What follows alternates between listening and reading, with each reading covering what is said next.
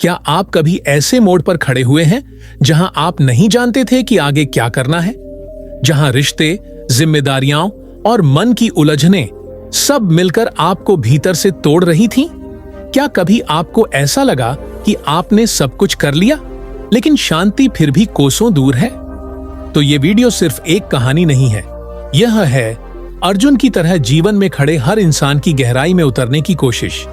यह है श्री कृष्ण की वो वाणी जो केवल युद्ध भूमि में नहीं, हमारे जीवन के हर संघर्ष में गूंजती है।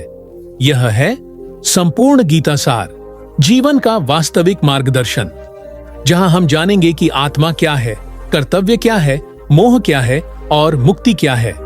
अगर आपने कभी खुद से यह सवाल पूछा है, मैं कौन हूं और मुझे क्या करना चाहिए, तो इस वीडियो का हर शब्द, हर संवाद आपके अपने हृदय की आवाज बन जाएगा।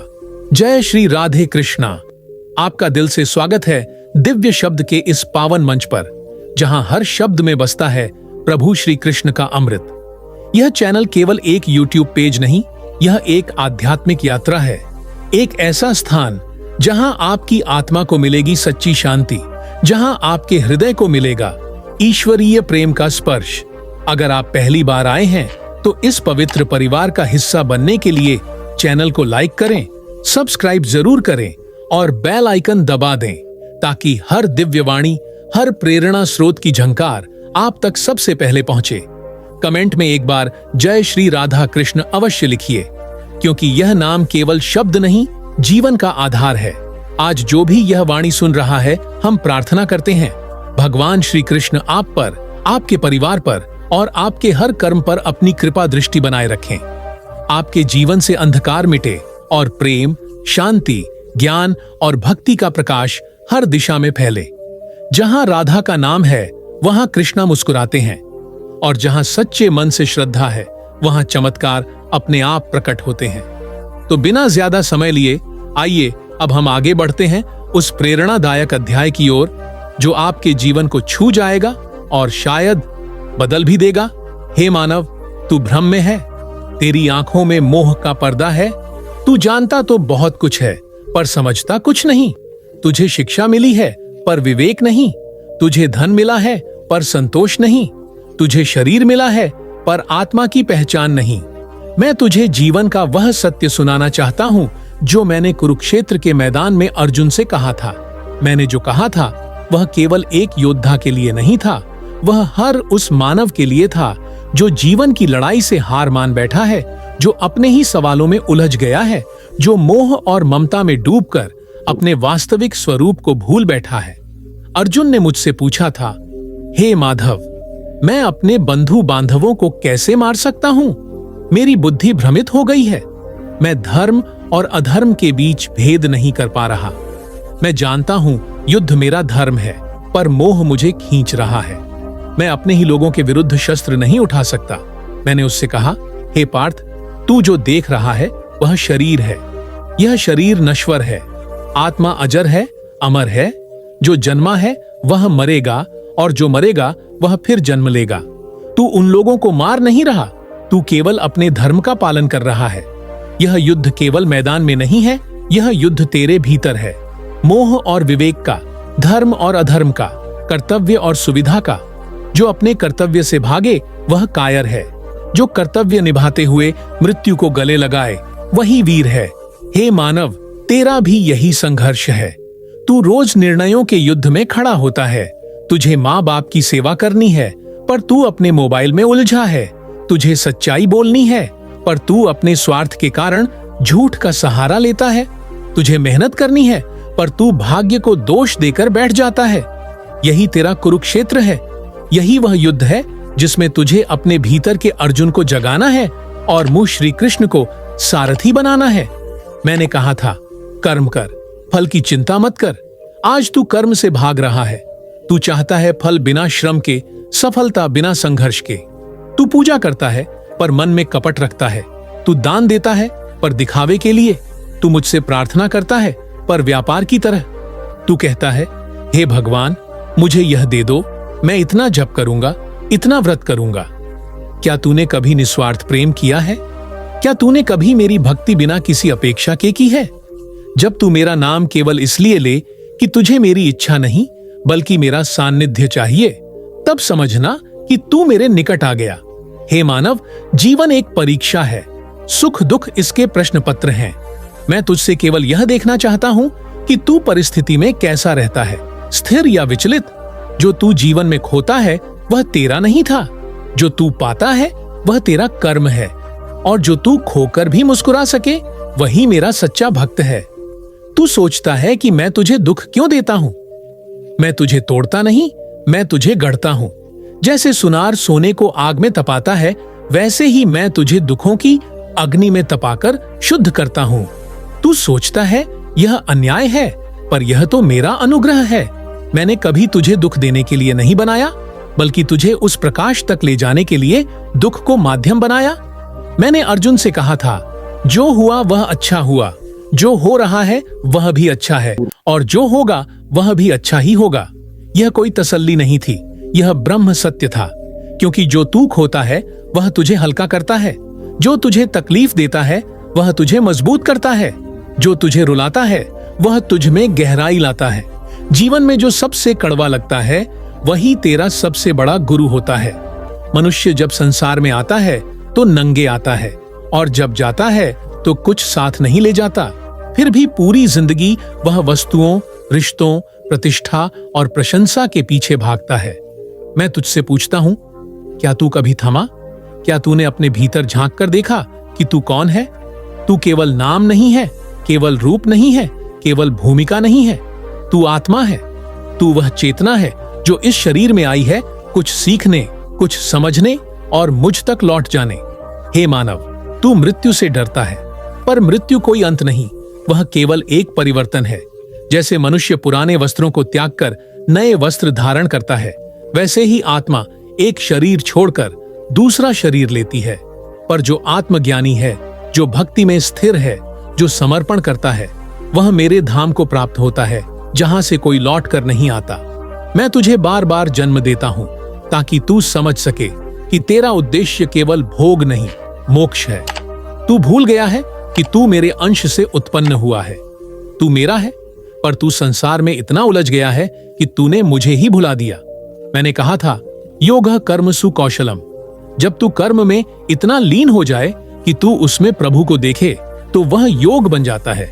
जब तू हर कार्य को पूजा माने, सेवा माने, तो वह तप बन जाता है। जब तू दूसरों को चोट पहुंचाए बिना अपने धर्म का पालन करे, तो वह वीरता बन जाती है। यही है गीता का मार्ग, कर्म योग, ज्ञान योग और भक्ति योग। तू किसी एक मार्ग को पकड़ और उस पर अडिग हो जा, पर जो मार्ग मुझसे जोड़ दे वही श्रेष्ठ है। जो मुझे भाव से भजता है, जो मुझे प्रेम से याद करता है, मैं उसकी रक्षा करता हूँ, मैं उसका बोझ उठा लेता हूँ। मैंने कभी किसी भक्त को अकेला नहीं छोड़ा। तेरे जीवन में चाहे जितनी भी रात हो, तू एक बार पुकार कर देख, मैं आऊंगा। मैंने गज को बचाया था, द्रौपदी की लाज रखी थी, प्रहलाद की रक्षा की थी और अर्जुन के रथ की लगाम संभाली थी। मैं आज भी वही हूं, न बदला हूं, न बदलूंगा। पर तुझे पुकारनी पड़ेगी, केवल मंत्रों से नहीं, दिल से। केवल मंदिरों से नहीं, आत्मा से। केवल कथा सुनने से नहीं, मुझे जीने से। मैं तुझसे कहता हूं, तू धर्म का पालन कर, अपने कर्तव्य से पीछे मत हट, अपने मन को बस में कर, अपने इंद्रियों को वश में रख, अपने विचारों को शुद्ध कर, तब तू मेरे समीप आएगा। तुझे स्वर्ग नहीं चाहिए, तुझे मुक्ति चाहिए, और मुक्ति वही है जहां तू अपने मैं को मिटाकर तू को स्वीकार कर ले। जब तू कहे, प्रभु जो भी है वह तेरा है, तब मैं कहता हूं, हे आत्मन, अब तू मेरा है। गीता केवल एक ग्रंथ नहीं है, वह जीने की शैली है। जब तू दुखी हो तो वह तुझे संबल देती है, जब तू भ्रमित हो वह तुझे दिशा देती है, जब तू मोह में हो वह तुझे निर्लिप्तता सिखाती है, जब तू डरता है वह तुझे निर्भयता देती है।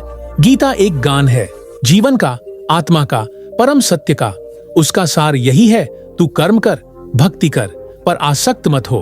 तू जीवन को साधना बना, मेरी भक्ति को आधार बना और स्वयं को मुझे अर्पण कर दे। हे मानव, तू अर्जुन है, मैं तेरा कृष्ण हूं।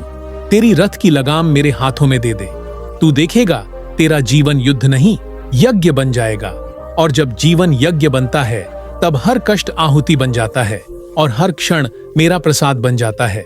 फिर तू न रोएगा न डरेगा, तू हंसेगा, मुस्कुराएगा और मुझ में विलीन हो जाएगा। हे प्राणी, यह गीता का संपूर्ण सार है, जीवन का वास्तविक मार्गदर्शन। यह वही वाणी है जो मैंने युगों पहले कही थी और जो आज भी जीवित है। तू इसे अपने हृदय में धारण कर। जब तू थके, गीता पढ़। जब तू डरे, गीता सुन। जब तू गिरे, गीता को पुकार। मैं तुझ में हूं, तू मुझ में है। हम अलग नहीं, एक ही हैं। जो तू इस ज्ञान को जान ले, वह जन्म मरण के बंधन से मुक्त हो जाता है। वही मेरा सच्चा भक्त है, वही जीवन के अर्थ को पा जाता है।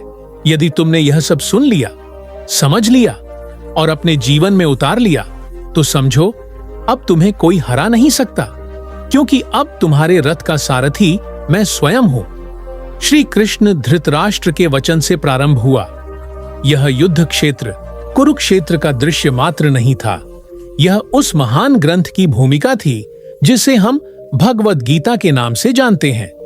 युद्ध भूमि में खड़ा अर्जुन, जिसके रथ में स्वयं भगवान श्री कृष्ण सारथी बनकर उपस्थित हैं, वह नायक बनता है हमारे इस आध्यात्मिक यात्रा के, जो हमें मोह से मोक्ष तक ले जाती है। जीवन की सबसे बड़ी उलझन तब सामने आती है जब मनुष्य अपने कर्तव्यों और संबंधों के बीच फंस जाता है। यही स्थिति अर्जुन की थी। उसे युद्ध भूमि में अपने सामने खड़े अपने ही गुरु, अपने ही भाइयों, अपने ही संबंधियों को देखकर ऐसा प्रतीत हुआ कि वह कर्तव्य पथ पर नहीं, संबंधों की बलि वेदी पर खड़ा है। अर्जुन के नेत्र अश्रुओं से भरे हुए थे, गांडीव हाथ से छूट गया और वाणी गले में अटक गई। उसने श्री कृष्ण से कहा, हे मधुसूदन, मैं इस युद्ध को नहीं लड़ सकता। मैं उन लोगों को कैसे मार सकता हूं जिनके साथ मैंने बचपन बिताया, जिनसे मैंने ज्ञान प्राप्त किया, जिनकी गोद में मैंने सिर रखा। मुझे राज्य नहीं चाहिए, विजय नहीं चाहिए, सुख नहीं चाहिए, यदि इस सब के बदले मुझे अपने ही लोगों का रक्त बहाना पड़े।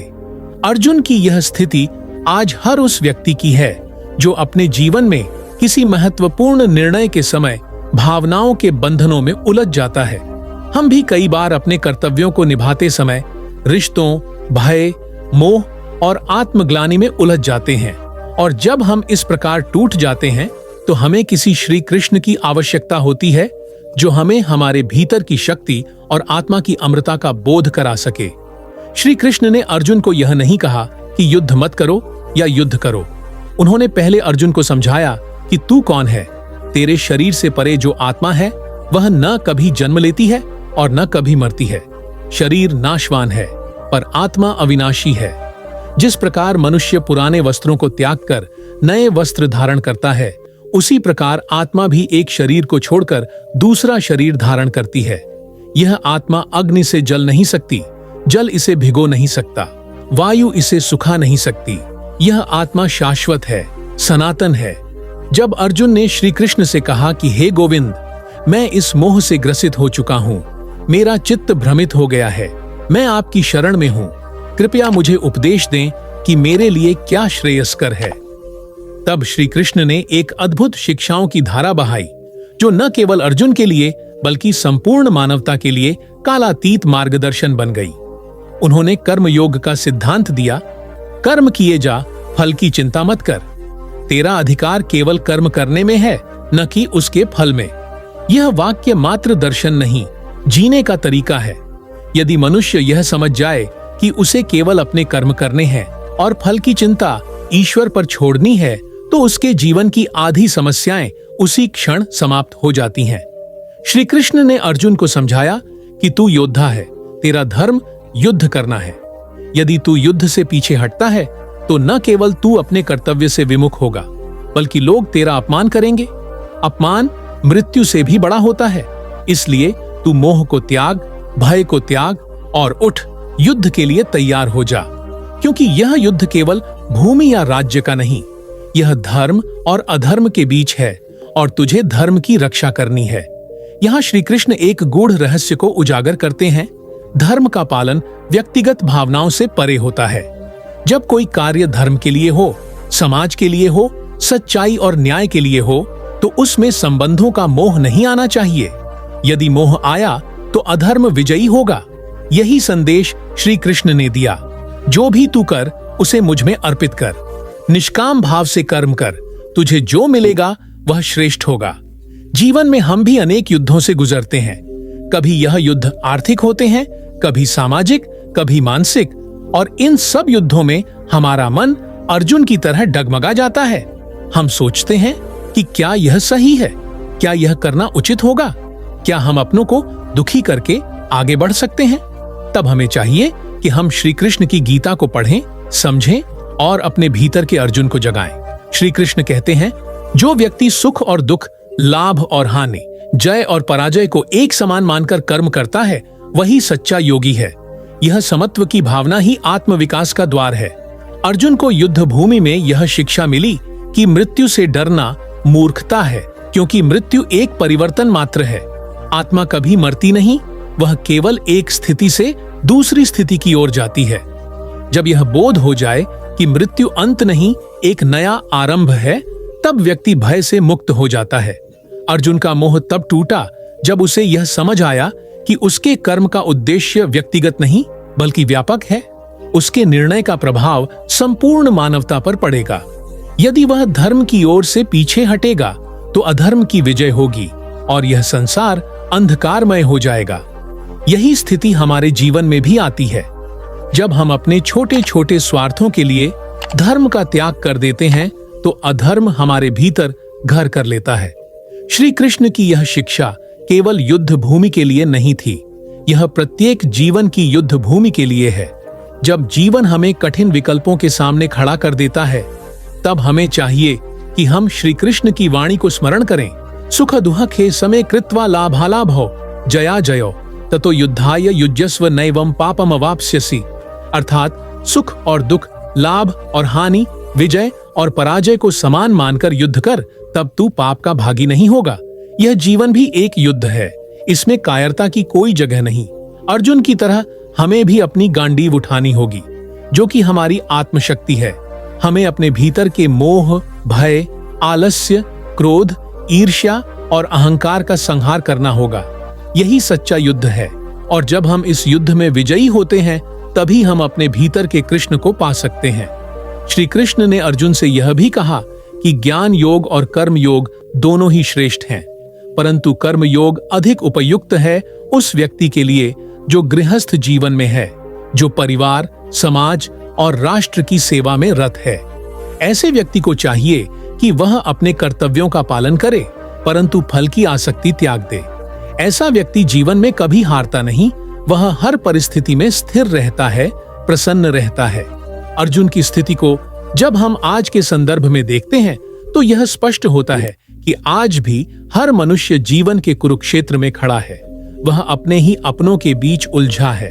उसके निर्णय केवल उसके लिए नहीं, आने वाली पीढ़ियों के लिए मार्गदर्शक होंगे। यदि वह मोह में फंसकर पीछे हटेगा तो धर्म की हानि होगी, पर यदि वह श्री कृष्ण के मार्गदर्शन में कर्तव्य पथ पर चलेगा तो उसकी विजय सुनिश्चित है। अंत में अर्जुन ने कहा, नष्टो मोह स्मृतिर्लब्धा, अर्थात मेरा मोह नष्ट हो गया है, मुझे स्मृति प्राप्त हो गई है, अब मैं आपके आदेशानुसार कर्म करूंगा। यह वही अर्जुन था जो कुछ समय पहले तक कह रहा था कि मैं युद्ध नहीं करूंगा।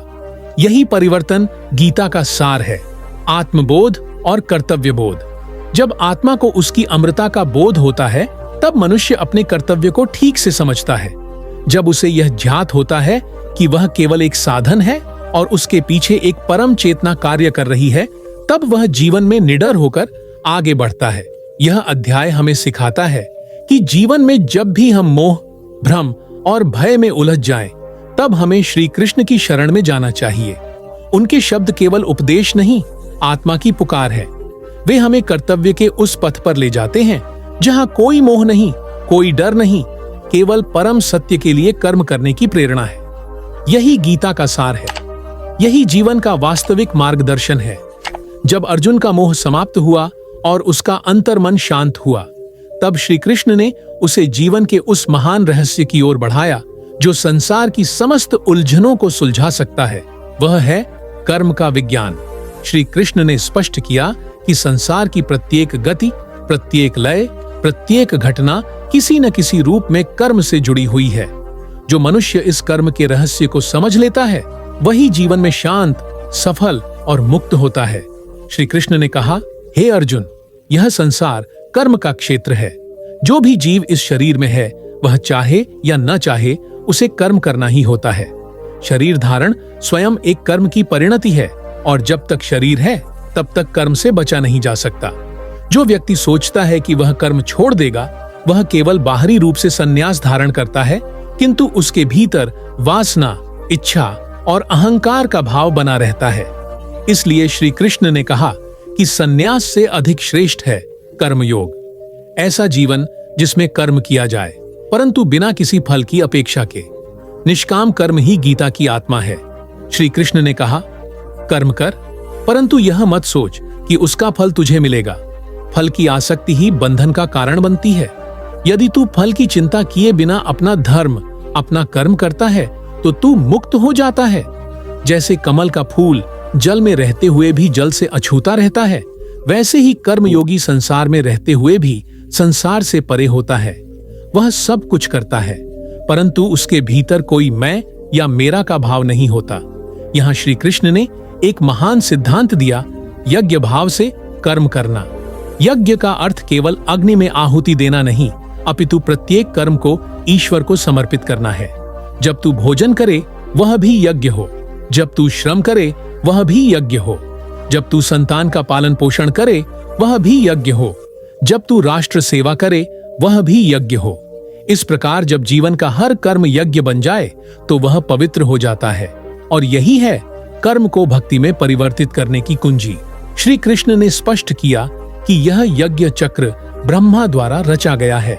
जब सृष्टि का आरंभ हुआ तब ब्रह्मा ने मनुष्यों को यज्ञ के साथ उत्पन्न किया और कहा, इस यज्ञ से तुम समृद्ध होगे, देवता भी प्रसन्न होंगे और देवता तुम्हारे जीवन में संपन्नता प्रदान करेंगे। यह परस्पर सहयोग की प्रक्रिया है। परंतु जो मनुष्य इस यज्ञ भाव से रहित होकर केवल अपने लिए कर्म करता है वह पाप का भागी होता है। वह संसार से लेता तो है पर वापस कुछ नहीं देता। ऐसा जीवन अधर्म है। इसीलिए श्री कृष्ण ने कहा, कर्म करना बंद नहीं करना है, अपितु उसे पवित्र बनाना है। यह तभी संभव है जब हम उसे अहंकार से रहित होकर करें। ज्ञान और कर्म का समन्वय यही है कि हम कर्म करें परंतु ज्ञानी की दृष्टि से। ज्ञानी यह जानता है कि वह केवल साधन है, कर्ता नहीं। असली कर्ता तो परमात्मा है। जैसे वाद्य यंत्र से संगीत तब निकलता है जब कोई उसे बजाए, वैसे ही मनुष्य भी तभी कर्म करता है जब ईश्वर की प्रेरणा उस तक पहुंचती है। इसलिए अपने कर्म को मैं कर रहा हूं के भाव से नहीं, ईश्वर करवा रहा है के भाव से करना ही सच्चा कर्मयोग है। श्री कृष्ण ने यह भी स्पष्ट किया कि केवल ज्ञान ही मोक्ष नहीं देता यदि वह जीवन में उतारा न जाए। ज्ञान को क्रिया में बदलना ही बुद्धियुक्त कर्म है। ज्ञान और कर्म का यह समन्वय ही व्यक्ति को उत्कृष्ट बनाता है। एक व्यक्ति जिसने शास्त्रों का ज्ञान प्राप्त किया पर उसका जीवन अहंकार, लोभ और क्रोध से भरा है, वह अज्ञानी से भी अधम है। पर वह व्यक्ति जो निरंतर सेवा में, समाज के कल्याण में, परिवार के पोषण में, राष्ट्र की रक्षा में संलग्न है और फिर भी उसका चित्त ईश्वर में स्थिर है, वही सच्चा योगी है। यहाँ श्री कृष्ण ने संन्यास और संलग्नता के गूढ़ विषय को उठाया। उन्होंने कहा कि संन्यास अर्थात कर्म का परित्याग करना केवल उन्हीं के लिए है जो पूर्ण रूप से आत्मा में स्थिर हो चुके हैं, किंतु संसार में रहते हुए अपने कर्तव्यों को त्याग देना वह संन्यास नहीं, पलायन है। संन्यास कोई बाहरी वस्त्र नहीं, यह तो आंतरिक अवस्था है। जब मनुष्य अपने मन से मोह, लोभ, वासना, क्रोध और स्वार्थ को त्याग देता है तभी वह सच्चा सन्यासी बनता है। अन्यथा तो वह केवल नाम का वैरागी है पर भीतर से संसार का सबसे बड़ा आसक्त। इसीलिए श्री कृष्ण ने कर्मयोग को ही सर्वोत्तम बताया। उन्होंने कहा, जो मनुष्य अपने कर्मों में संलग्न रहते हुए भी उनमें आसक्त नहीं होता, जो हानि और लाभ, जय और पराजय, सुख और दुख में सम रहता है, वही सच्चा योगी है। वह संसार में रहता है पर संसार उसमें नहीं रहता। वह जल में कमल की भांति है, जो जल को छूता तो है पर उसमें भीगता नहीं। श्री कृष्ण ने यह भी कहा कि ऐसा योगी कर्म करता है केवल ईश्वर को अर्पित करने के लिए। वह कहता है, हे प्रभु, यह शरीर आपका है, यह कर्म भी आपका है और इसका फल भी आपके चरणों में अर्पित है। जब यह भाव प्रकट होता है तब कर्म स्वतः पवित्र हो जाते हैं। उसमें अहंकार नहीं रहता और जहां अहंकार नहीं वहां बंधन नहीं। कर्म का यह विज्ञान केवल दर्शन नहीं, यह जीवन का सबसे बड़ा व्यावहारिक समाधान है। आज के युग में जब हर व्यक्ति चिंता, तनाव और अवसाद से ग्रसित है, उसका मुख्य कारण है फल की चिंता, भविष्य की आशंका, विफलता का भय। श्री कृष्ण का संदेश है कि चिंता मत कर, कर्म कर, फल की चिंता मुझे सौंप दे। जब तू केवल कर्म करेगा बिना फल की अपेक्षा के, तब तू स्वाभाविक रूप से मुक्त होगा। श्री कृष्ण ने यह भी कहा कि ज्ञान यज्ञ सबसे श्रेष्ठ है, पर यह ज्ञान किसी पुस्तक का ज्ञान नहीं, अपितु गुरु से प्राप्त होने वाला जीवंत अनुभव है। जब तू विनम्रता, श्रद्धा और सेवा भाव से गुरु के पास जाएगा, तब वह तुझे वह ज्ञान देगा जो तेरे समस्त संशयों को जला देगा। वह ज्ञान अग्नि की भांति तेरे भीतर के अंधकार को भस्म कर देगा। तब तू जान पाएगा कि तू आत्मा है, तू न करता है न भोगता। तू तो केवल एक साक्षी है, एक साधन है, एक माध्यम है परमात्मा की योजना का। यहाँ श्री कृष्ण ने अर्जुन को जो बताया वह केवल युद्ध की प्रेरणा नहीं थी, बल्कि संपूर्ण जीवन का विज्ञान था। कर्मयोग का सिद्धांत बताता है कि किसी भी परिस्थिति में हम कैसे शांत रह सकते हैं, कैसे कर्तव्य में लगे रह सकते हैं और कैसे अपने जीवन को एक तपस्या, एक यज्ञ बना सकते हैं। सच्चा योगी कौन है? वह जो संसार के बीच में रहते हुए भी संसार से विरक्त है, जो न हर्ष में फूला जाता है न विषाद में डूबता है, जो न किसी को दोष देता है न किसी से अपेक्षा करता है, जो सर्दी गर्मी, मान अपमान, सफलता विफलता में सम रहता है। वह जो न बोलता है यह मेरा है, न सोचता है मैंने किया, केवल यही कहता है यह प्रभु की इच्छा है, मैं तो निमित्त मात्र हूँ। श्री कृष्ण कहते हैं जो व्यक्ति आत्मा में स्थित है उसे कोई कार्य नहीं करना होता, फिर भी वह कार्य करता है केवल लोक संग्रह के लिए, समाज के कल्याण के लिए। ऐसे व्यक्ति की प्रेरणा केवल सेवा है, केवल धर्म है, केवल ईश्वर की प्रसन्नता है। यही है निष्काम योग। इस प्रकार श्री कृष्ण ने अर्जुन को कर्म का ऐसा गूढ़ ज्ञान दिया जिसने उसे निष्क्रियता से सक्रियता की ओर, मोह से समत्व की ओर, भय से निर्भयता की ओर प्रेरित किया। और यही ज्ञान आज भी हम सभी के लिए उतना ही प्रासंगिक है जितना उस युद्ध भूमि में था। कुरुक्षेत्र के युद्ध भूमि में अर्जुन जब कर्म योग का रहस्य समझ चुका था, जब उसे ध्यात हो गया कि निष्काम भाव से कर्म करना ही मोक्ष की राह है, तब श्री कृष्ण ने उसे जीवन के उस उच्चतम रहस्य से परिचित कराया जो योग का हृदय है, ध्यान योग। उन्होंने कहा, हे पार्थ, जब तू अपने मन को वश में कर लेता है, जब तू इंद्रियों को शांत कर लेता है, जब तू आत्मा में स्थिर हो जाता है, तब तू योगी कहलाता है। तब तू संसार में रहकर भी उससे परे हो जाता है। श्री कृष्ण ने ध्यान योग का परिचय कुछ इस प्रकार दिया कि आत्मा की वास्तविकता और मन के नियंत्रण का महत्व स्पष्ट हो गया।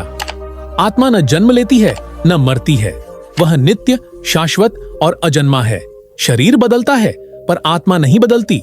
यह आत्मा ही वह दिव्य चैतन्य है जो इस शरीर रूपी रथ को चलाती है, पर यह आत्मा अपने स्वरूप को तभी जान पाती है जब मन शांत होता है।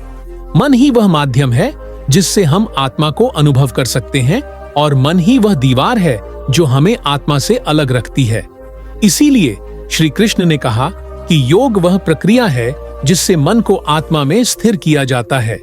जब मन विषयों की ओर भागना बंद करता है, जब वह वासनाओं के जाल से मुक्त हो जाता है, तब ही वह आत्मा के स्वरूप को जान पाता है। और इसके लिए आवश्यक है ध्यान। ध्यान कोई कठिन क्रिया नहीं है, यह तो केवल स्मरण की गहराई है।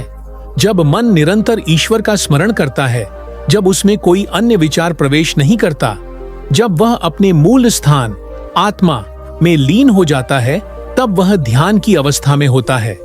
इस अवस्था को ही समाधि कहा गया है। श्री कृष्ण ने समाधि की व्याख्या करते हुए कहा, जब मन किसी विषय में नहीं भटकता, जब बुद्धि स्थिर होती है, जब इंद्रियां अपने अपने विषयों से हट जाती हैं, और जब साधक का चित्त केवल एक ही बिंदु पर टिक जाता है, वह बिंदु चाहे ईश्वर का नाम हो, उसका स्वरूप हो, उसका स्मरण हो, तब वह व्यक्ति समाधि में प्रवेश करता है। यह समाधि केवल योगियों की वस्तु नहीं, यह तो हर उस व्यक्ति के लिए उपलब्ध है जो अभ्यास और वैराग्य का मार्ग अपनाता है। श्री कृष्ण कहते हैं, मन बड़ा चंचल और बलवान है, वह तूफान के समान है, परंतु हे अर्जुन, यह मन अभ्यास और वैराग्य से वश में किया जा सकता है। अभ्यास का अर्थ है बार बार मन को ईश्वर की ओर, आत्मा की ओर, सत्य की ओर लाना। चाहे मन 1000 बार भटके, पर जो व्यक्ति उसे सहनशीलता और धैर्य से वापस ले आता है वह साधक कहलाता है। और वैराग्य का अर्थ है विषयों से उदासीनता। जब मन संसार के सुख दुख में आकर्षण खो देता है, जब उसे केवल ईश्वर प्रिय हो जाता है, तब वैराग्य उत्पन्न होता है। श्री कृष्ण कहते हैं कि अभ्यास और वैराग्य से जो व्यक्ति मन को नियंत्रित कर लेता है वह सबसे बड़ा विजेता होता है। वह न शत्रु को जीतने की आकांक्षा रखता है, न मित्र को प्रभावित करने की। उसका एकमात्र उद्देश्य होता है आत्मा की अनुभूति। वह शरीर से कार्य करता है, पर मन आत्मा में स्थित रहता है। यही स्थिर बुद्धि योगी की पहचान है। ऐसा योगी न किसी से द्वेष करता है, न किसी से मोह रखता है। वह सबको समान दृष्टि से देखता है, चाहे कोई शत्रु हो या मित्र, ज्ञानी हो या मूर्ख, ब्राह्मण हो या चांडाल, उसके लिए सब में आत्मा है और आत्मा में वही एक ईश्वर व्याप्त है। इसलिए वह न भेदभाव करता है, न किसी के प्रति क्रोध रखता है। वह केवल देखता है, जानता है और प्रेम करता है।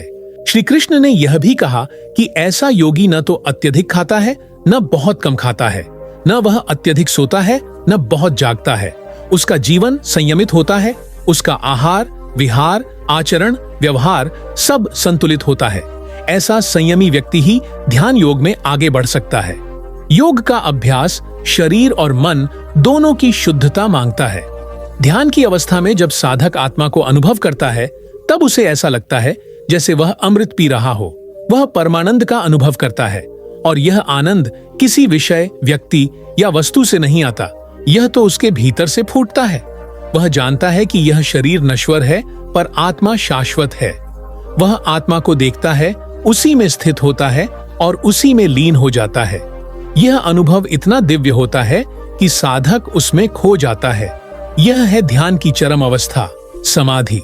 श्री कृष्ण ने अर्जुन से कहा कि जो व्यक्ति इस अवस्था को प्राप्त करता है, वह चाहे किसी भी परिस्थिति में हो, चाहे मृत्यु के समीप हो या जीवन के उत्कर्ष पर, वह विचलित नहीं होता, क्योंकि अब वह जान चुका होता है कि वह शरीर नहीं है, वह आत्मा है और आत्मा को कोई न मार सकता है, न हरा सकता है।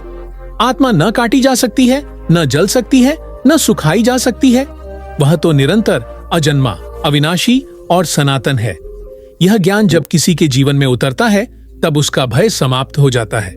वह न मृत्यु से डरता है, न असफलता से, न अपमान से, क्योंकि अब उसे ज्ञात हो चुका होता है कि जीवन केवल घटनाओं की श्रृंखला नहीं, यह तो आत्मा की यात्रा है और यह यात्रा अनंत है। श्री कृष्ण ने कहा, हे अर्जुन, जो व्यक्ति आत्मा में स्थित होकर कर्म करता है, जो अपने मन और इंद्रियों को वश में रखता है, जो संसार की घटनाओं को केवल एक खेल की भांति देखता है, वही सच्चा योगी है। ऐसा योगी स्वयं को किसी से श्रेष्ठ नहीं समझता, किसी से हीन नहीं समझता। वह तो केवल साक्षी भाव से जीवन को देखता है। और यदि कोई साधक ध्यान के मार्ग पर चला किंतु बीच में मार्ग से विचलित हो गया, तो क्या वह व्यर्थ गया? श्री कृष्ण ने इस शंका का समाधान भी किया। उन्होंने कहा, नहीं, ऐसा कोई प्रयास कभी व्यर्थ नहीं जाता। जो इस जीवन में अधूरा रह गया, वह अगले जन्म में उससे आगे बढ़ेगा। वह जन्म लेगा किसी योगी के घर में, किसी धार्मिक कुल में, और पुनः उसी मार्ग पर आगे बढ़ेगा। यह आध्यात्मिक उन्नति कभी नष्ट नहीं होती। आत्मा का हर संकल्प, हर साधना, हर प्रार्थना काल के पार सुरक्षित रहती है। इसलिए श्री कृष्ण ने अर्जुन से कहा, तू योगी बन। ज्ञानी, तपस्वी, यज्ञकर्ता, इन सबसे श्रेष्ठ है योगी। और योगियों में भी वह सबसे श्रेष्ठ है जो अपने हृदय में केवल मुझे रखता है, जो मुझ में श्रद्धा से स्थित होता है, जो निरंतर मेरा स्मरण करता है और जो समत्व में रहता है, वही मुझे प्राप्त करता है। इस अध्याय में श्री कृष्ण ने केवल ध्यान की विधि नहीं बताई, उन्होंने आत्मा की गहराई में उतरने का मार्ग बताया। यह मार्ग कठिन अवश्य है, पर असंभव नहीं। यह मार्ग उसी के लिए है जो भीतर से पुकारता है, हे प्रभु, मुझे जानना है, मुझे पाना है, मुझे अपने भीतर की सत्यता को अनुभव करना है। जब यह पुकार सच्ची होती है तो श्री कृष्ण स्वयं साधक के मार्गदर्शक बन जाते हैं। जब अर्जुन ने कर्म योग, ज्ञान योग और ध्यान योग का मर्म समझ लिया, तब श्री कृष्ण ने उसे वह मार्ग दिखाया जो न केवल सबसे सरल है बल्कि सबसे मधुर भी, और वह है भक्ति योग। उन्होंने कहा, हे अर्जुन, अब मैं तुझे वह ज्ञान दूंगा जो सभी ज्ञानों में सर्वोत्तम है। जब तू इसे समझेगा तब तेरे हृदय से हर संशय मिट जाएगा। परमात्मा कौन है, वह कहाँ रहता है, वह क्या चाहता है, इन सब का उत्तर श्री कृष्ण ने अत्यंत सहजता से दिया। उन्होंने कहा, हे पार्थ, यह संपूर्ण सृष्टि मुझसे ही उत्पन्न हुई है, सब कुछ मुझसे व्याप्त है, फिर भी मैं सब में लिप्त नहीं हूँ। मैं जल में स्वाद हूँ, अग्नि में तेज हूँ, चंद्रमा में शीतलता हूँ और सूर्य में प्रकाश हूँ। मैं प्रत्येक प्राणी के हृदय में ज्ञान स्वरूप स्थित हूँ। मैं ही स्मृति, बुद्धि और विवेक हूँ। परमात्मा कोई दूर स्थित सत्ता नहीं है, कोई सशक्त आकृति नहीं जिसे हमें बाहर खोजना हो। वह तो प्रत्येक श्वास में, प्रत्येक स्पंदन में, प्रत्येक भाव में समाहित है। वह न केवल ब्रह्मांड को धारण करता है बल्कि हर कण में, हर आत्मा में, हर चेतना में व्याप्त है। श्री कृष्ण ने कहा, हे अर्जुन, मैं सबका जनक हूँ, सब कुछ मुझ में स्थित है। यह मुझसे उत्पन्न होता है और अंत में मुझ में ही विलीन हो जाता है। पर जब सब कुछ प्रभु में ही है तो मनुष्य उन्हें क्यों नहीं देख पाता? श्री कृष्ण ने स्पष्ट किया, यह सब माया के कारण है। माया वह दिव्य शक्ति है जो सत्य को छिपा देती है और असत्य को यथार्थ के रूप में प्रस्तुत करती है। माया ही हमें शरीर से बांधती है, इंद्रियों की वासनाओं में उलझाती है और हमें सच्चे स्वरूप से दूर कर देती है। पर श्री कृष्ण कहते हैं कि यह माया भी मेरी ही शक्ति है। दैवी हेषा गुणमयी मम माया दुरत्या। केवल वे ही इस माया को पार कर सकते हैं जो मुझ में अनन्य भाव से शरण लेते हैं। भक्ति का प्रारंभ यहीं से होता है, जब मनुष्य यह स्वीकार करता है कि वह अकेला नहीं जान सकता, नहीं पा सकता, नहीं मुक्त हो सकता। जब वह अहंकार को त्याग कर ईश्वर की शरण में आता है, जब वह कहता है, हे प्रभु, अब मैं कुछ नहीं जानता, केवल आपको चाहता हूं, तब भक्ति की शुरुआत होती है। यह कोई प्रदर्शन नहीं, कोई विधि नहीं, यह तो प्रेम की गहराई है। श्री कृष्ण ने स्पष्ट कहा, मुझ में जो अनन्य प्रेम करता है, जो एक चित्त होकर मेरी पूजा करता है, जो मेरे अतिरिक्त कुछ नहीं चाहता, वही मुझे प्राप्त करता है। अनन्य भक्ति वह है जो स्वार्थ से परे होती है। यह वह प्रेम है जिसमें पाने की लालसा नहीं, केवल समर्पण होता है। जब प्रेमी कहता है, हे प्रभु, मुझे कुछ नहीं चाहिए, आप ही चाहिए, तब ईश्वर स्वयं उसके हृदय में निवास कर लेते हैं। ऐसे भक्त के लिए श्री कृष्ण कहते हैं, मैं उसके लिए शीघ्र ही संसार सागर से मुक्ति का द्वार खोलता हूं। मैं उसका रक्षक बन जाता हूं। मैं उसका बोझ अपने कंधों पर ले लेता हूं, क्योंकि जब कोई भक्त अपने जीवन की सारी डोरें प्रभु को सौंप देता है, तब प्रभु स्वयं उसकी नाव खेने लगते हैं। पर क्या ईश्वर केवल ज्ञानी या साधु जनों को स्वीकार करते हैं? श्री कृष्ण ने इस भ्रांति को भी तोड़ा। उन्होंने कहा, यह मत समझो कि केवल ब्राह्मण, तपस्वी, योगी या ज्ञानी ही मुझे प्राप्त कर सकते हैं। चाहे कोई स्त्री हो, वैश्य हो, शूद्र हो, यहां तक कि पाप में लिप्त मनुष्य भी यदि अनन्य भाव से मेरी शरण में आता है तो मैं उसे भी अपने दिव्य स्वरूप में स्वीकार कर लेता हूं। यह भगवान की व्यापकता है। वह किसी में भेद नहीं करते।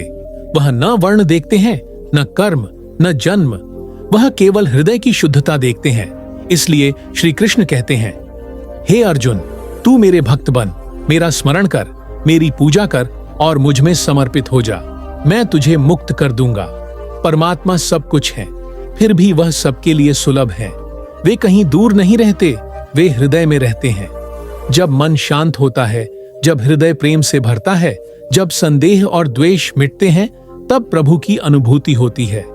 यही भक्ति का उदय है, जब संसार फीका लगने लगे और प्रभु का नाम सबसे मधुर लगे। श्री कृष्ण कहते हैं, सब कुछ मुझ में ही है। यह सृष्टि मेरे ही माध्यम से संचालित होती है, पर मैं उससे बंधा नहीं हूं। मैं साक्षी रूप में सब कुछ देखता हूँ, जानता हूँ और धारण करता हूँ।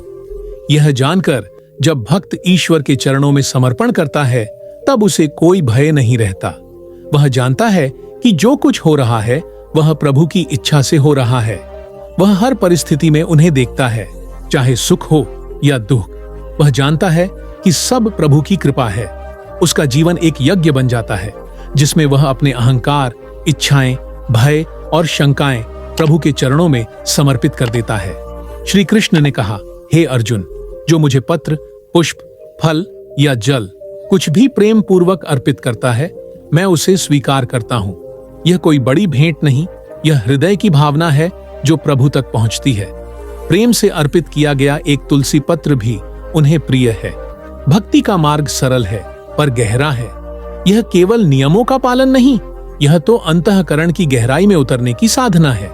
जब हृदय प्रभु से जुड़ता है, जब प्राण उनके नाम में रमने लगते हैं, जब आंखों से अश्रु बहते हैं और हृदय गदगद होता है, तब भक्ति प्रकट होती है। ऐसी भक्ति में न जटिलता है न विवेचन। यह तो वह अग्नि है जो समस्त विकारों को भस्म कर देती है। यह वह प्रेम है जो आत्मा को परमात्मा में विलीन कर देता है। यह वह शक्ति है जो साधक को ईश्वर के समान बना देती है, सरल, शांत, सबको समभाव से देखने वाला। श्री कृष्ण ने यही ज्ञान अर्जुन को दिया कि तू मुझे अपना बना ले, फिर तुझे कुछ भी जानने या करने की आवश्यकता नहीं।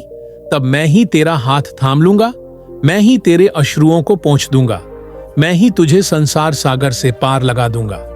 जब अर्जुन ने कर्म, ज्ञान, ध्यान और भक्ति के रहस्य को समझ लिया, तब उसके मन में एक गूढ़ प्रश्न उठ खड़ा हुआ। हे माधव, मृत्यु के समय क्या होता है? प्राणी कहाँ जाता है? वह कौन सी अवस्था है जहां आत्मा स्थिर होती है? और उस परम अवस्था को कैसे प्राप्त किया जाए? यह प्रश्न केवल अर्जुन का नहीं था, यह समस्त मानवता का प्रश्न है। मृत्यु वह रहस्य है जिसने हर युग में मनीषियों, तपस्वियों और साधकों को व्याकुल किया है। श्री कृष्ण मुस्कुराए। उन्होंने कहा, हे पार्थ, जिस प्रकार यह जीवन परिवर्तनशील है, उसी प्रकार मृत्यु भी केवल एक परिवर्तन है। आत्मा न तो जन्म लेती है और न मरती है। यह केवल एक शरीर से दूसरे शरीर की यात्रा है। परंतु मृत्यु का क्षण अत्यंत महत्वपूर्ण होता है, क्योंकि उस समय मन और चित्त जिस भाव में स्थित होता है, आत्मा उसी के अनुरूप गति को प्राप्त करती है। मृत्यु के समय किया गया स्मरण अगले जन्म का द्वार खोलता है या मुक्ति का मार्ग बनाता है। यदि उस समय चित्त भौतिक संसार में, वासनाओं में, मोह में या भय में उलझा होता है, तो आत्मा पुनः उन्हीं बंधनों में बंध जाती है। पर यदि मृत्यु के समय उसका स्मरण प्रभु में होता है, यदि चित्त ओम और नारायण में लीन होता है, तो वह आत्मा मुक्त होकर ब्रह्मलोक की ओर प्रस्थान करती है। श्री कृष्ण ने कहा, हे अर्जुन, जो पुरुष मृत्यु के समय मुझे स्मरण करता है, वह निस्संदेह मुझे ही प्राप्त होता है। यह वचन अत्यंत आश्वस्त करने वाला है। इसका अर्थ यह नहीं कि केवल अंतिम समय में भगवान को याद करने से मुक्ति मिलती है, बल्कि यह इंगित करता है कि सारा जीवन इस स्मरण की तैयारी होनी चाहिए। अंतिम क्षण में वही स्मरण संभव है जो जीवन भर बार बार किया गया हो। मृत्यु के समय मन चंचल होता है और चित्त भटके हुए विचारों से भरा होता है। इसलिए श्री कृष्ण ने अभ्यास और वैराग्य का मार्ग बताया।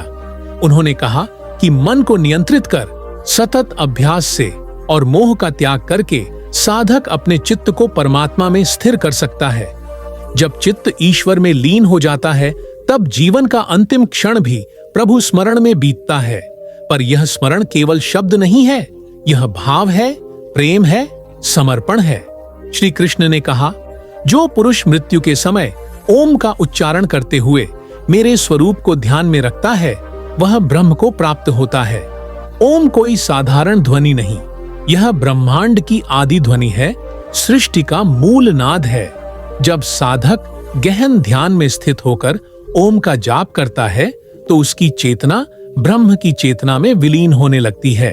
यह ओम ही गीता का मर्म है।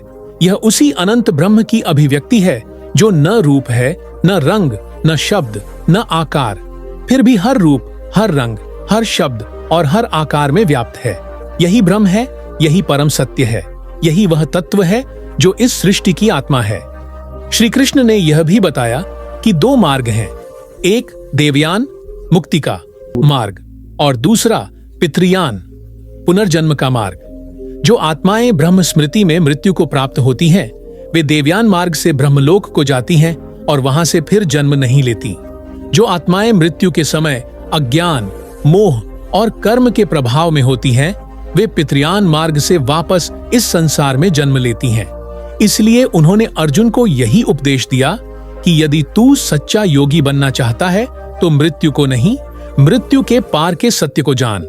यह जगत केवल एक माया है, एक दृश्य, एक परिवर्तनशील परत जो आत्मा की वास्तविकता को छिपा देती है।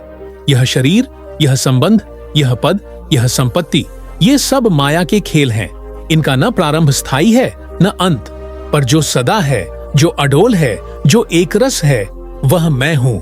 श्री कृष्ण ने कहा, मैं ही वह ब्रह्म हूं जिसे जानकर साधक सभी बंधनों से मुक्त हो जाता है।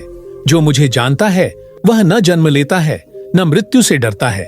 वह मेरी शरण में आता है और अनंत आनंद में स्थित हो जाता है। इस अध्याय में गीता जीवन का सबसे गूढ़ सत्य प्रकट करती है कि मृत्यु भय नहीं, द्वार है। यह वह समय है जब आत्मा को फिर से चुनना होता है, या तो वह फिर बंधन में जाए या परम स्वतंत्रता की ओर बढ़े। और यह चुनाव केवल उसी को प्राप्त है जिसने जीवन में अभ्यास, वैराग्य और ईश्वर प्रेम को अपनाया हो। श्री कृष्ण ने कहा, जो मुझे जानता है वह जीवन की प्रत्येक स्थिति में सम होता है। वह जानता है कि यह जगत केवल परिवर्तन है, पर मैं अचल हूं। यह जगत माया है, पर मैं सत्य हूं। यह शरीर मिटता है, पर आत्मा और मैं कभी नहीं मिटते। यही आत्मा जब ब्रह्म में लीन होती है तब मुक्ति होती है। यही आत्मा जब संसार के पीछे भागती है तब पुनर्जन्म होता है। निर्णय तुम्हारे हाथ में है, हे मनुष्य। क्या तुम परिवर्तन को सत्य मानकर भ्रम में जियोगे या अचल सत्य को पकड़कर अमृता की ओर बढ़ोगे? गीता कहती है, जीवन में जो साधना करते हैं वे मृत्यु को साधना का शिखर बनाते हैं। जो ईश्वर को जीवन में स्मरण करते हैं वही उन्हें मृत्यु में प्राप्त करते हैं। जो जगत को सत्य मानते हैं वे माया में उलझे रहते हैं, पर जो कहते हैं प्रभु ही मेरे जीवन का ध्येय है, वे न मृत्यु से डरते हैं न जीवन से मोह करते हैं। वे मुक्त होते हैं। यही श्री कृष्ण का सच्चा उपदेश है। मृत्यु का भय नहीं, बल्कि आत्मा के सत्य स्वरूप की स्मृति हो।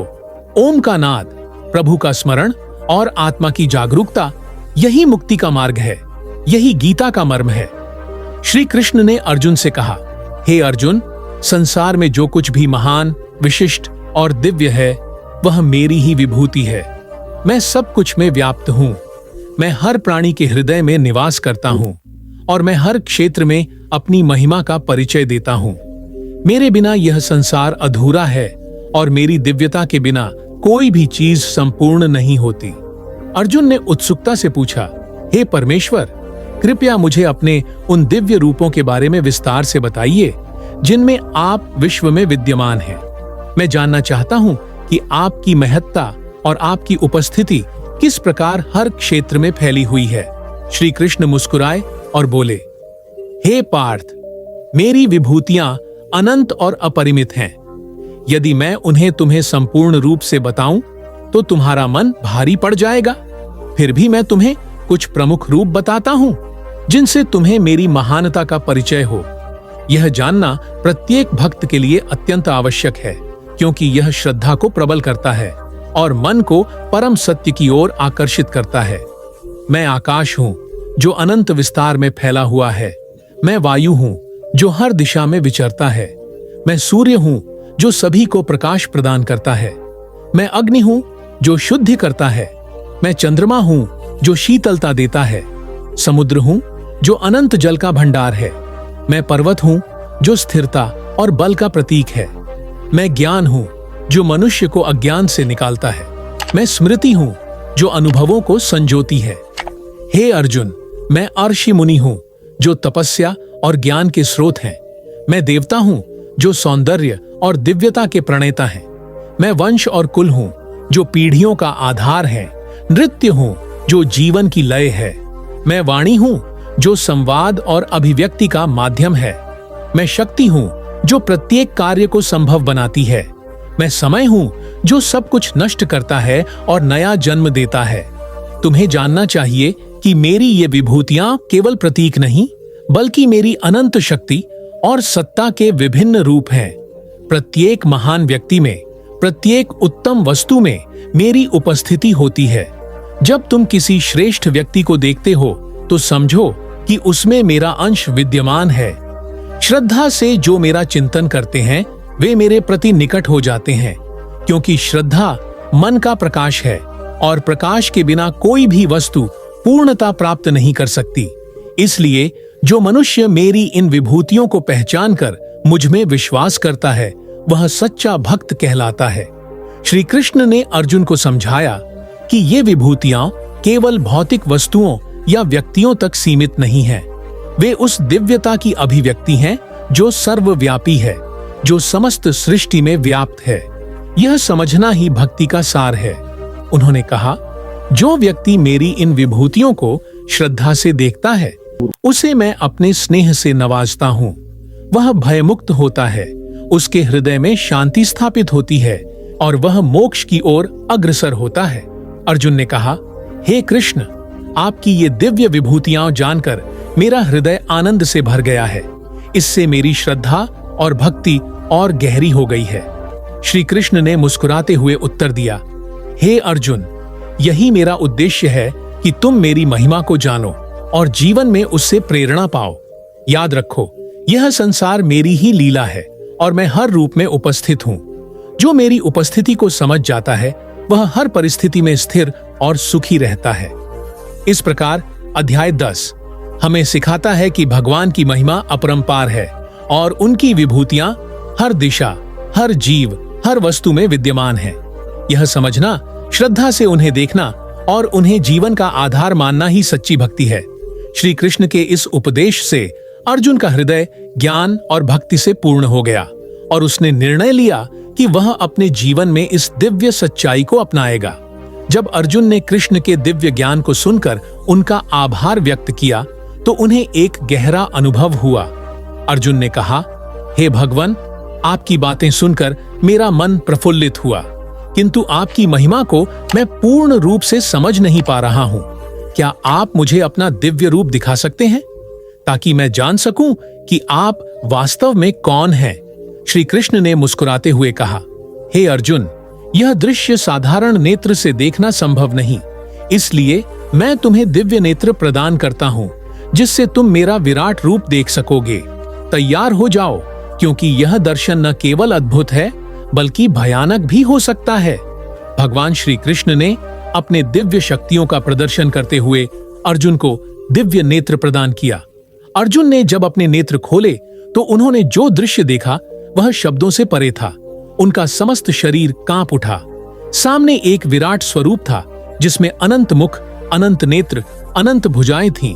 उस स्वरूप में सूर्य, चंद्रमा, अग्नि और सभी ब्रह्मांड की सारी शक्तियां समाहित थीं। उनके मुख से अग्नि की लपटें निकल रही थीं और उनका विशाल रूप संपूर्ण सृष्टि को समेटे हुए था। अर्जुन ने भयभीत होकर कहा, हे प्रभु, यह रूप अत्यंत भयानक है। इसमें अनेक मुख, अनेक नेत्र, अनेक भुजाएं हैं जो ब्रह्मांड की समस्त शक्तियों का प्रतिनिधित्व करती हैं। यह रूप देखकर मेरा मन घबराया, किंतु साथ ही उसमें एक अज्ञात आकर्षण भी है। कृष्ण ने कहा, हे अर्जुन, यह मेरा विराट रूप है जो सृष्टि की संपूर्णता को समेटे हुए है। मैं सृष्टि का निर्माता, पालक और संहार करता हूँ। इस विराट रूप में मेरा स्वरूप अपरिमित, अनंत और अजेय है। यह रूप केवल मेरे सच्चे भक्तों को ही दिखाया जाता है जो मेरे प्रति पूर्ण श्रद्धा और भक्ति रखते हैं। अर्जुन ने अपने हृदय की भावनाओं को प्रकट करते हुए कहा, हे भगवान, इस विराट रूप में आपकी महानता और दिव्यता का अनुभव कर मैं दीन और लज्जित महसूस करता हूँ। आपकी महिमा को देखकर मेरा मन एक साथ भयभीत और मोहित हुआ। मैं समझता हूँ कि आप ही इस जगत के परमेश्वर हैं और सब कुछ आपके नियंत्रण में है। कृष्ण ने कहा, हे अर्जुन, यही परम रहस्य है। मैं ही इस संपूर्ण ब्रह्मांड का आधार हूँ। मैं सब कुछ हूँ और सब कुछ मुझ में निहित है। कोई भी जीव, कोई भी वस्तु मेरे बिना अस्तित्व में नहीं रह सकती। जो मुझे समझता है वह जीवन के सभी भयों से मुक्त हो जाता है। जो मुझे भक्ति से पुकारता है वह मोक्ष प्राप्त करता है। कृष्ण ने आगे कहा, जो इस विराट रूप का साक्षात्कार करता है वह यह जान ले कि यह जगत माया है और मैं उसका सृजनहार हूँ। मैं ही जन्म और मृत्यु का कारण हूँ और मैं ही उसके अंत का भी कारण हूँ। मेरा यह विराट रूप प्रकट करना तुम्हारे लिए एक कृपा है ताकि तुम्हें सच्चाई का अनुभव हो। अर्जुन ने विनम्रता पूर्वक कहा, हे प्रभु, आपकी इस दिव्य महिमा को देखकर मैं आपकी भक्ति में और अधिक लीन हो गया हूँ। कृपया मुझे यह आशीर्वाद दें कि मैं हमेशा आपके चरणों में दृढ़ रहूं और इस विराट रूप की गूढ़ता को समझ सकूं। श्री कृष्ण ने उत्तर दिया, हे अर्जुन, यह मेरा आशीर्वाद है कि तुम मेरा सच्चा भक्त बनो और अपने संपूर्ण कर्म मेरे समर्पित कर दो। यही सच्चा मार्ग है। इस विराट रूप का ज्ञान प्राप्त करना एक उच्चतम अनुभव है, किंतु सच्ची भक्ति और कर्म योगी का मार्ग उससे भी श्रेष्ठ है। इस प्रकार अर्जुन ने परमेश्वर का विराट रूप देखा और उसे स्वीकार किया। इससे अर्जुन के मन में भक्ति और ज्ञान का अद्भुत संयोग उत्पन्न हुआ, जिसने उसे अपने कर्तव्य के प्रति और अधिक निष्ठावान बना दिया। अध्याय 11 हमें यह शिक्षा देता है कि भगवान का विराट रूप समस्त सृष्टि का सार है। उसके बिना यह जगत अधूरा है। भगवान की यह महिमा हमारे जीवन को गहराई और अर्थ प्रदान करती है। जब हम ईश्वर की महानता को समझते हैं तो हमारा भय कम होता है और भक्ति बढ़ती है। श्री कृष्ण ने अर्जुन से कहा, हे पार्थ, भक्ति का मार्ग सबसे सरल और श्रेष्ठ मार्ग है। जो मनुष्य मुझसे सच्चा प्रेम और विश्वास रखता है वही सच्चा योगी कहलाता है। सच्ची भक्ति न केवल हृदय की गहराई से आती है बल्कि उसे आचरण से भी पुष्ट होना चाहिए। जब कोई मनुष्य संपूर्ण श्रद्धा से मुझ में लीन होता है तो मैं उसे कभी भी निराश नहीं करता। भक्त का स्वरूप क्या होता है? वह जो हर परिस्थिति में संयमित, दयालु और संभव वाला होता है, जो न तो अत्यधिक आनंद में चूर होता है न ही दुख में डूबता है, जो सभी प्राणियों के प्रति समान दृष्टि रखता है और हर मनुष्य के प्रति प्रेम का भाव रखता है। सच्ची भक्ति वह है जो आत्मा की गहराई से निकलती है। जो मनुष्य मुझ में समर्पित हो जाता है वह मेरे निकट हो जाता है। मैं कहता हूं, जो मुझे प्रेम करता है वह मुझे अवश्य पाता है, क्योंकि प्रेम वह सेतु है जो मुझ तक पहुंचाता है, और जो इस प्रेम को पा लेता है वह कभी अकेला नहीं रहता। भक्ति की परिभाषा सिर्फ नाम मात्र की भक्ति नहीं है, बल्कि यह समर्पण, श्रद्धा और विश्वास का पूर्ण रूप है। जो मुझसे अपनी सारी इच्छाएं त्याग कर केवल मेरे प्रति समर्पित रहता है वही मेरा सच्चा भक्त है।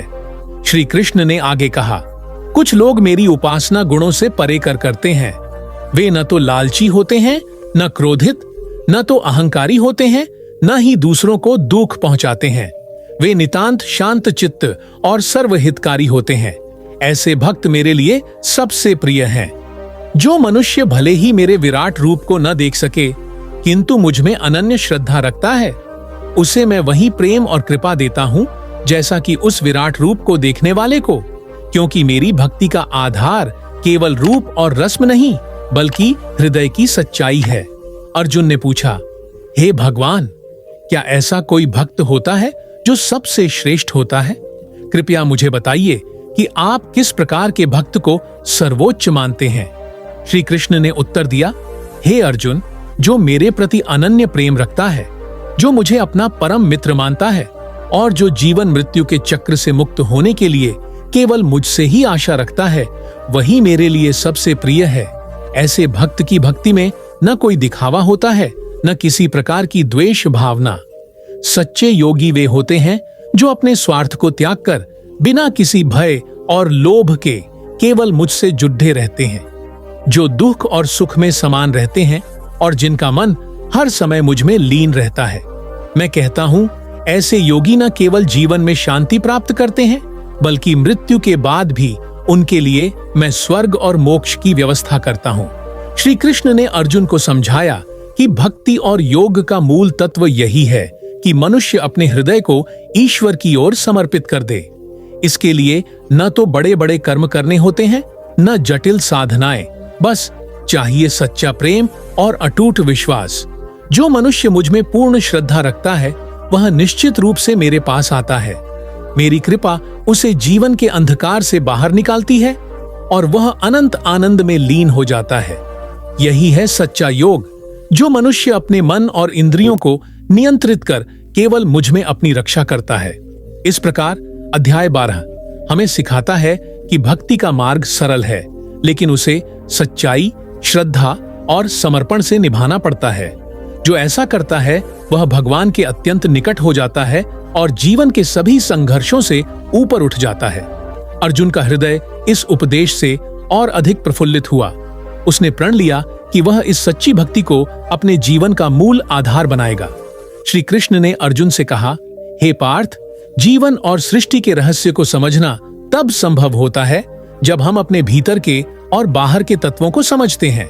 इस जगत को दो मुख्य भागों में बांटा जा सकता है, क्षेत्र और क्षेत्रज्ञ। क्षेत्र है वह शरीर, मन, बुद्धि और इंद्रियां जो हम स्वयं को मानते हैं, और क्षेत्रज्ञ है वह आत्मा जो इन सभी के भीतर स्थित है, जो न कभी जन्मा है न कभी मरता है और जो न तो जन्मता है न मरता है। क्षेत्र का ज्ञान होना आवश्यक है, क्योंकि इससे हमें पता चलता है कि हमारा असली स्वरूप क्या है। यह शरीर अस्थायी है और यह प्रकृति के नियमों के अधीन है, परंतु आत्मा शाश्वत है, अमर है और शरीर के बदलने से कभी प्रभावित नहीं होती। यही आत्मा है जो इस शरीर को जीवन देती है। अब मैं तुम्हें प्रकृति के 3 गुणों के बारे में बताता हूँ, जो इस सृष्टि के संचालन के मूल कारण है। ये 3 गुण हैं, सत्व, रज और तम। सत्व गुण शुद्धता, ज्ञान और संतुलन का प्रतीक है। रज गुण क्रिया, इच्छा और उलझनों का है, और तम गुण अज्ञानता, निष्क्रियता और अंधकार का प्रतिनिधित्व करता है। जो मनुष्य सत्व में लीन होता है वह ज्ञान को प्राप्त करता है, उसका मन शांत और निर्मल होता है, वह जीवन में संतुलन और स्पष्टता के साथ चलता है। वही रज में लिप्त होता है, वह आकांक्षा और लालसा से भरा रहता है जो उसे कर्म के चक्र में बांधता है। तम में लिप्त मनुष्य निष्क्रिय, आलसी और भ्रमित रहता है, जो उसे अज्ञानता के गर्त में डुबो देता है। इस संसार का सृजन और विनाश इसी तीनों गुणों के आधार पर होता है। जो मनुष्य इन गुणों को समझकर उनसे ऊपर उठ जाता है वही मुक्ति की ओर बढ़ता है। अब मैं तुम्हें पुरुषोत्तम योग का मार्ग बताता हूँ। पुरुषोत्तम का अर्थ है सर्वश्रेष्ठ पुरुष, अर्थात मैं जो संपूर्ण ब्रह्मांड का आधार हूँ। जो मनुष्य मुझ में अनन्य श्रद्धा और भक्ति रखता है वह इन 3 गुणों के बंधन से मुक्त हो जाता है। वह न केवल अपने कर्मों का फल भोगता है, बल्कि मुझ में स्थिर होकर मोक्ष को प्राप्त करता है। मनुष्य का यह जीवन एक विशाल वृक्ष की तरह है, जिसका मूल भूमि में गहरा है, लेकिन जो ऊपर की ओर बढ़ता है, शाखाएं फैलाता है। यह वृक्ष है जीव और प्रकृति का यह संबंध। जीव उसी वृक्ष की शाखा है जो प्रकृति की जड़ों से जुड़ा है।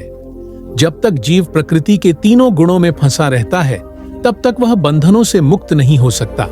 किंतु जो आत्मा अपने सच्चे स्वरूप को पहचान लेता है, जो समझ जाता है कि वह शरीर नहीं बल्कि शरीर के भीतर स्थित अनंत आत्मा है, वह मुक्त हो जाता है। आत्मा, शरीर और परमात्मा ये तीनों जीवन के त्रिकोण हैं। शरीर स्थूल है, आत्मा सूक्ष्म है और परमात्मा सर्वव्यापी है।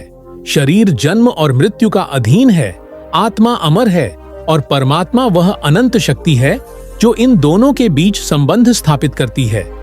मनुष्य तभी अपने जीवन का वास्तविक उद्देश्य समझ पाता है जब वह इस त्रिकोण को समझकर परमात्मा में लीन हो जाता है। यही पुरुषोत्तम योग है। आत्मा का परमात्मा से अनन्य प्रेम और समर्पण।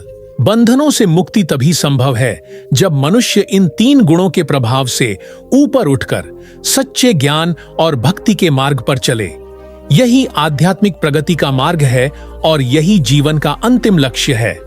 अर्जुन ने बड़े ध्यान से यह सब सुना।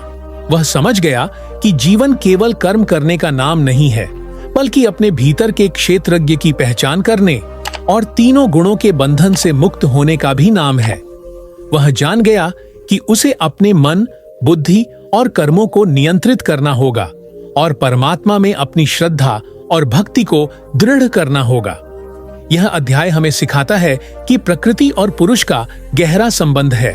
प्रकृति के तीनों गुण हमारी कर्म भूमि है और पुरुष आत्मा उनका साक्षी। जब हम सत्व, रज और तम के चक्र से ऊपर उठते हैं तभी हम सत्य और मुक्ति की ओर अग्रसर होते हैं। श्री कृष्ण ने अर्जुन से कहा, हे अर्जुन, इस जीवन में मनुष्य के सामने दो प्रवृत्तियां होती हैं, दैवी और आसुरी। दैवी प्रवृत्ति वह है जो सत्य, करुणा, संयम और श्रद्धा से भरी होती है। वहीं आसुरी प्रवृत्ति अहंकार, क्रोध, मत्सर और हिंसा से भरपूर होती है। जो मनुष्य दैवी प्रवृत्ति का पालन करता है वह जीवन में शांति, आनंद और मोक्ष की ओर बढ़ता है, परंतु जो आसुरी प्रवृत्ति में लिप्त रहता है वह अपने और दूसरों के लिए ही नहीं बल्कि स्वयं के लिए भी विनाशकारी होता है। सृष्टि की समस्त चेतनाएं इन दोनों प्रवृत्तियों के अंतर्गत कर्म करती हैं। इन्हें जानना और पहचानना आवश्यक है, क्योंकि इसी ज्ञान से मनुष्य अपने जीवन के मार्ग का चयन कर सकता है। जो अपने मन में दैवी गुणों का विकास करता है वह ईश्वर के निकट पहुंचता है। अब मैं तुम्हें श्रद्धा के प्रकारों के बारे में बताता हूं। मनुष्य की श्रद्धा 3 प्रकार की होती है, सात्विक, राजसिक और तामसिक। सात्विक श्रद्धा शुद्ध, शांत और सत्कार्य की होती है। राजसिक श्रद्धा लालची, उत्तेजक और क्रोधी होती है और तामसिक श्रद्धा मूढ़ता, अज्ञानता और अंधकार से भरी होती है। जो व्यक्ति अपने हृदय में सात्विक श्रद्धा रखता है वह ईश्वर की भक्ति में स्थिर रहता है और सच्चे धर्म के मार्ग पर चलता है। धर्म का निर्णय करना एक महत्वपूर्ण कार्य है। धर्म वह मार्ग है जो व्यक्ति को सत्य, न्याय और मोक्ष की ओर ले जाता है। परंतु आधुनिक युग में धर्म के नाम पर अनेक भ्रम और भटकाव होते हैं। इसलिए तुम्हें विवेक और ज्ञान से अपने धर्म का चयन करना चाहिए। जो कर्म सच्चे मन, संयम और भक्ति से पूर्ण हो वही सच्चा धर्म है। जब मनुष्य अपने संकल्प को दृढ़ करता है, अपने कर्मों को निष्ठा से करता है और समस्त फल ईश्वर को समर्पित कर देता है, तब वह निष्काम कर्म योगी कहलाता है। यही कर्म योग का सार है। कर्म करते रहो पर फल की इच्छा त्याग दो। अर्जुन, मैं तुम्हें एक अंतिम श्लोक का ज्ञान देता हूं जो संपूर्ण समर्पण की गहरी भावना को व्यक्त करता है। सर्वधर्मान परित्यज्य मामेकम शरणम व्रज, अहम त्वा सर्व पापेभ्यो मोक्षयिष्यामि मा शुच। अर्थात सभी प्रकार के धर्म और संकल्पों को छोड़कर मुझ में एक रूप होकर शरणागत हो जाओ। मैं तुम्हें सभी पापों से मुक्त कर मोक्ष प्रदान करूंगा। इसलिए मनुष्य का अंतिम लक्ष्य है पूर्ण समर्पण। जीवन में जब तक संकल्प सशक्त और धर्म में अडिग विश्वास नहीं होगा तब तक मनुष्य जीवन के बंधनों से मुक्त नहीं हो सकता। परंतु जब वह अपने संपूर्ण अस्तित्व को प्रभु को समर्पित कर देता है तब वह सत्य और शाश्वत शांति को प्राप्त करता है। धर्म, संकल्प और समर्पण के बिना जीवन अधूरा है। ये तीनों ही जीवन की त्रिवेणी हैं जिनके संगम पर मोक्ष का सागर मिलता है। अर्जुन, मनुष्य जब भी संकट में होता है तब उसे याद रखना चाहिए कि उसका अंतिम शरण मेरा ही होना चाहिए। चाहे कितनी भी कठिनाइयां आएं, संदेह हो, भ्रम हो, विश्वास की लौ कभी बुझने न देना। मैं हमेशा अपने भक्त के साथ हूं। अर्जुन ने कहा, हे कृष्ण, आपने जो दैवी और आसुरी गुणों का भेद बताया उससे मुझे अपने मन की पहचान हुई। अब मैं समझता हूं कि सच्चा धर्म क्या है और किस प्रकार के संकल्पों से मैं अपने जीवन को सफल बना सकता हूं। श्री कृष्ण ने मुस्कुराते हुए कहा, हे अर्जुन, यही मेरी सीख है। जीवन की जटिलताओं में उलझकर मत रहो। अपने हृदय की शुद्धता बनाए रखो। अपने कर्मों को निष्ठा से करो और समर्पण की भावना से मुझे याद करो। यही जीवन का वास्तविक उद्देश्य है। यह अध्याय हमें यह समझाता है कि जीवन के अंतिम सत्य तक पहुंचने के लिए संकल्प, धर्म और समर्पण का होना आवश्यक है। दैवी गुणों का विकास कर, सच्ची श्रद्धा रखकर और संपूर्ण भक्ति के साथ प्रभु की शरण में जाकर ही मनुष्य अपने जीवन के दुखों से मुक्त हो सकता है। जब महाभारत के युद्ध के मैदान में अर्जुन ने अपना धनुष नीचे रख दिया था तब यह केवल एक योद्धा का संकट नहीं था बल्कि एक संपूर्ण मानवता के भीतर उठ रहे प्रश्नों का प्रतीक था। अर्जुन का मोह, उसका द्वंद्व, उसकी विवशता, यह सब हम सभी के जीवन की परिस्थितियों को दर्शाते हैं। जब रिश्ते, कर्तव्य, धर्म और आत्मा के बीच संघर्ष होता है तब हम भी अर्जुन की भांति भ्रमित हो जाते हैं। परंतु तभी श्री कृष्ण का वाणी रूपी प्रकाश हमारे भीतर अंधकार को चीरकर मार्ग दिखाता है। गीता का प्रत्येक अध्याय जीवन के किसी न किसी पक्ष को जागृत करता है। यह केवल एक युद्ध के पूर्व का संवाद नहीं, बल्कि आत्मा की गहराइयों में उतरकर जीवन के उद्देश्य को खोजने का दिव्य माध्यम है। श्री कृष्ण ने अर्जुन को केवल युद्ध के लिए प्रेरित नहीं किया, उन्होंने उसे आत्मा की अमृता का, निष्काम कर्म का, श्रद्धा और भक्ति का और परमात्मा के विराट स्वरूप का बोध कराया।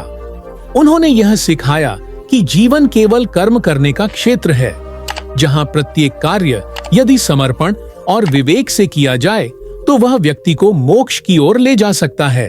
उन्होंने आत्मा की अमृता का ज्ञान दिया कि यह शरीर नश्वर है, पर आत्मा अजन्मा, अविनाशी और शाश्वत है। जो इसे जान लेता है वह मृत्यु के भय से मुक्त हो जाता है।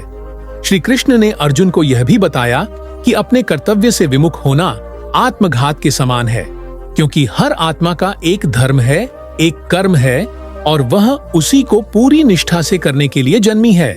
कर्म करना छोड़ देना मोह है, जबकि उसे परमात्मा को अर्पित कर देना भक्ति है। कर्म और ज्ञान का समन्वय करते हुए श्री कृष्ण ने कर्मयोग की व्याख्या की। उन्होंने कहा कि जब तक मनुष्य फल की इच्छा से मुक्त होकर कार्य नहीं करता, तब तक वह जीवन में बांधा हुआ है। उन्होंने यज्ञ भाव से कर्म की बात की कि प्रत्येक कार्य यदि ईश्वर के अर्पण में हो तो वह कर्म पाप नहीं बनता। उन्होंने यह भी समझाया कि संन्यास और संलग्नता में कौन श्रेष्ठ है और कैसे सच्चा योगी वह है जो बिना किसी आसक्ति के कर्म करता है और अपने हृदय को मेरे साथ जोड़ता है। ध्यान योग की साधना में उन्होंने मन और इंद्रियों के नियंत्रण की शिक्षा दी। मनुष्य का सबसे बड़ा शत्रु उसका अपना असंयमित मन है और सबसे बड़ा मित्र वही मन है जो नियंत्रण में है। समाधि की अवस्था वह है जहां मन शांत हो जाता है और आत्मा का परमात्मा से मिलन होता है। अभ्यास और वैराग्य के बिना यह संभव नहीं। उन्होंने अपनी विभूतियों का वर्णन करते हुए बताया कि यह संपूर्ण सृष्टि मेरी ही अभिव्यक्ति है। सूर्य में मेरा तेज है, चंद्रमा में मेरी शीतलता, अग्नि में मेरी शक्ति और हर पुण्य आत्मा में मेरी छाया है। श्रद्धा और विश्वास से ही कोई मुझे जान सकता है। मेरी अनन्य भक्ति ही मुझे प्राप्त करने का सच्चा मार्ग है। विश्व रूप के दर्शन में जब अर्जुन ने श्री कृष्ण का विराट स्वरूप देखा, तब उसने समझा कि यह कोई साधारण मित्र या सारथी नहीं, स्वयं साक्षात ईश्वर हैं। उस रूप को देखकर उसका रोम रोम कांप गया, उसका अहंकार भस्म हो गया और उसके भीतर भक्ति का विस्फोट हो गया। भय और प्रेम का वह अद्वितीय मिलन उसे पूर्ण समर्पण की ओर ले गया। जब श्री कृष्ण ने भक्ति के स्वरूप को बताया, तब उन्होंने कहा कि जो मुझे प्रेम करता है, जो नम्र है, जो किसी का बुरा नहीं चाहता, वह मुझे सबसे प्रिय है। उन्होंने यह भी बताया कि जो सत्व, रज और तम से परे जाकर केवल मुझे ही शरण करता है, वही भक्त सच्चा योगी है। क्षेत्र और क्षेत्रज्ञ के माध्यम से श्री कृष्ण ने आत्मा और शरीर के अंतर को समझाया। यह शरीर क्षेत्र है और आत्मा क्षेत्रज्ञ। सत्व, रज और तम, ये तीनों गुण आत्मा को शरीर और संसार के बंधनों में बांधते हैं। जो पुरुषोत्तम का ध्यान करता है, वही इन गुणों से परे जाकर मुक्त होता है। अंत में श्री कृष्ण ने अर्जुन से कहा कि अब समय है कि तू सभी प्रकार के धर्मों और कर्तव्यों को त्याग कर केवल मेरी शरण में आ जाए। मैं तुझे समस्त पापों से मुक्त करूंगा। यही गीता का अंतिम और परम संदेश है। सर्वधर्मान परित्यज्य मामेकम शरणम व्रज। यह वाक्य केवल शब्द नहीं है, यह एक आत्मा का पुकार है अपने परमात्मा की ओर। यह समर्पण है, यह शरणागति है, यह मुक्त होने की चाबी है। गीता का अंतिम उद्देश्य यही है कि मनुष्य अपने भीतर के भ्रम, मोह और द्वंद्व को त्याग कर ईश्वर के साथ एकात्म हो जाए। जो मनुष्य गीता को केवल एक पुस्तक समझता है, वह उसकी ऊपरी सतह को छूता है, पर जो इसे जीवन का पथदर्शक, एक जीवित संवाद मानता है, वह इसके प्रत्येक श्लोक में ईश्वर की सांसें सुन सकता है। इसलिए हे पाठक, यदि तुम्हारे जीवन में भी द्वंद्व है, मोह है, कर्तव्य और रिश्तों का संघर्ष है, तो गीता को केवल पढ़ो नहीं, इसे जियो। अर्जुन की भांति स्वयं को श्री कृष्ण के चरणों में समर्पित कर दो। वहां कोई डर नहीं, कोई भ्रम नहीं, केवल शांति है, केवल आनंद है और केवल मोक्ष है। यही है संपूर्ण गीता सार, जीवन का वास्तविक मार्गदर्शन। यही है आत्मा से परमात्मा तक की यात्रा का चरम सत्य। यही है वह दीपक जो युगों युगों तक अंधकार में प्रकाश फैलाता रहेगा। यही है प्रभु श्री कृष्ण की वह वाणी जो न तो समय से बंधी है और न ही मृत्यु से। वह अनादि है, वह अनंत है और उसका उद्देश्य केवल एक है, तुम्हें तुमसे मिलाना। हर आत्मा के भीतर श्री कृष्ण विराजमान है। जब तुम स्वयं को पहचान लोगे तब तुम उन्हें पालोगे। यही गीता का मर्म है, यही जीवन का सार है। हर कहानी का अंत एक नई सोच की शुरुआत होती है। अगर इस कथा ने आपके हृदय को स्पर्श किया, अगर एक क्षण के लिए भी आपने प्रभु श्री कृष्ण की उपस्थिति को अपने आसपास महसूस किया, तो यह कोई संयोग नहीं है, यह उनका संकेत है कि आप चुने हुए हैं किसी ऊंचे उद्देश्य के लिए। जीवन में चाहे कितना ही अंधकार क्यों न हो, राधा कृष्ण का नाम अगर आपके होठों पर है तो यकीन मानिए प्रभु आपकी नाव को उस पार जरूर लगाएंगे। अब बस एक छोटी सी सेवा कीजिए। इस दिव्य संदेश को औरों तक पहुंचाने के लिए वीडियो को लाइक करें, कमेंट में जय श्री राधा कृष्ण जरूर लिखें और चैनल को सब्सक्राइब करके बेल आइकन दबा दें। हर एक शेयर, हर एक लाइक किसी न किसी तक यह भगवान का संदेश पहुंचा सकता है जो शायद टूट चुका है, हार मान चुका है और जिसे सिर्फ एक दिव्य स्पर्श की जरूरत है। श्री कृष्ण का आशीर्वाद आप पर और आपके पूरे परिवार पर बना रहे। आपके जीवन में भक्ति, शक्ति और शांति कभी कम न हो। और याद रखिए, जो श्री कृष्ण को सच्चे हृदय से पुकारता है उसे वह कभी खाली नहीं लौटाते। हम फिर मिलेंगे एक और दिव्य कथा में, एक और गहराई में उतरने के लिए। तब तक अपने भीतर के कृष्ण को जागृत कीजिए और जीवन को उनके प्रेम में रंग दीजिए। जय श्री राधे कृष्णा।